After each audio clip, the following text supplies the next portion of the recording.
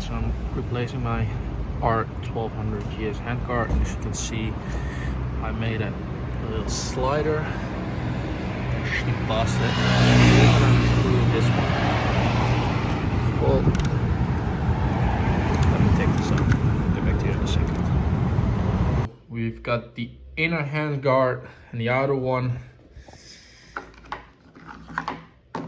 The outer one is busted up. The inner one also a little bit, but this one will hold. So, as you can see, this broke off, unfortunately. So this one, I taped it off so we can use a marker to see where we have to cut it. I'll put this one on top.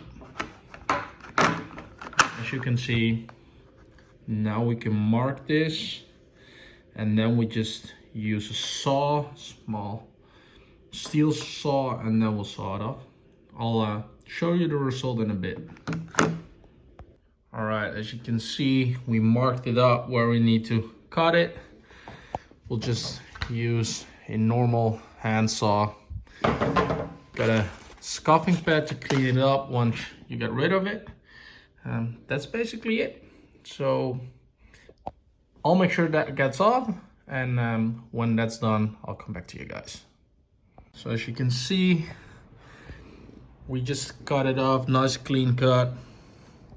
A lot of excess plastic on the side, so now I'm using the scuff pad, making sure get nice and rounded up, it looks clean, and we can place it back on the motorcycle. All right, I got rid of some excess plastic. Let's see. All right, so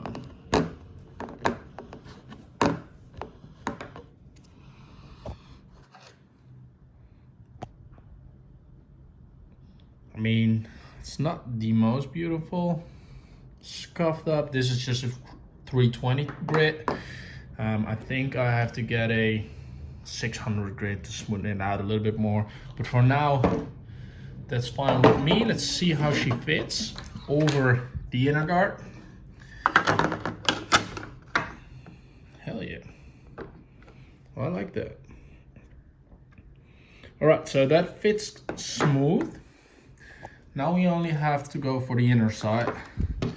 Obviously, when this gets mounted on the side with the bolt, we still need some attachment on the front.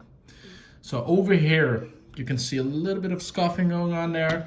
I'll drill a hole in it. I got some attachment for that already on the bike, got some screws, and then we'll just screw it down. All right, so you take the top end bars off. That's like this. Now we've got those mounted up.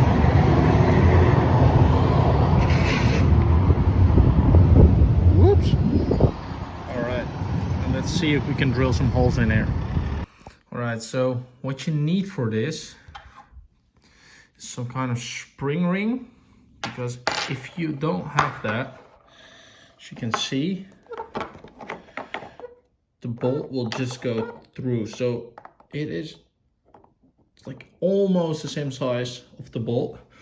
So you need some kind of ring that is on the outer side of the bolt, so not all the way on the bottom, but also just has enough to fit in here.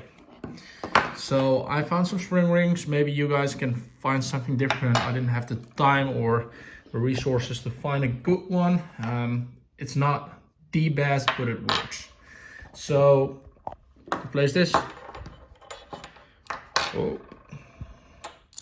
over the bolt, as you can see, slide it in, and then it sits fit. So what we're going to do right now is I already drilled the hole in the inner one. So now we're just gonna lay the outer one over it and drill through from the inside to the outside. That way we know for sure that the holes line up. We'll do this for this one, and obviously we'll do it for the other one. Well, that seems nice and fitting. All right, so right one is done. Let's go for the left one.